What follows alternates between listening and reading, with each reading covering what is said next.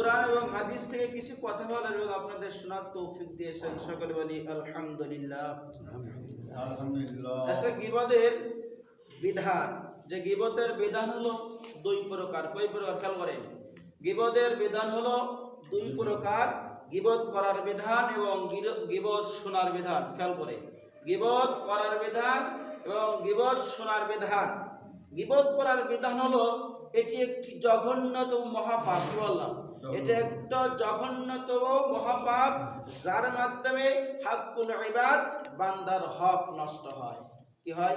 বান্দার হক নষ্ট হয়, তার অধিকার ক্ষুণ্ণ হয়, তাকে সম্মানহানি করা হয়।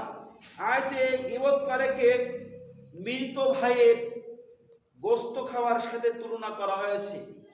এখানে আল্লাহ রাব্বুল আলামিন যে আয়াতের বিধান আল্লাহ তাআলা এখানে তুলে ধরেছেন, যে আয়াতের বিধান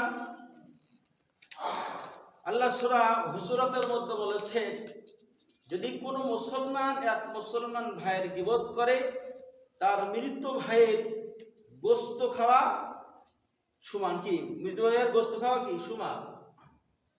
এবং মৃত মানুষের গোশত খারাপ হলেও সে বুঝতে পারে না, সে তার মৃত ভাইয়ের গোশত খাচ্ছে কিন্তু সে বুঝতে পারছে না।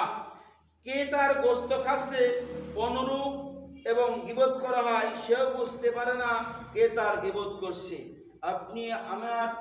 আমি আপনার একজন অপরিবর্তনে তার অনুপস্থিতি যে গীবত করছে সেও বুঝতে পারছে না, আমি যে গীবত করছি আমিও বুঝতে পারছি না যে আমি যে মৃত ভাইয়ের গোশত ঢক ঢক করে খাচ্ছি।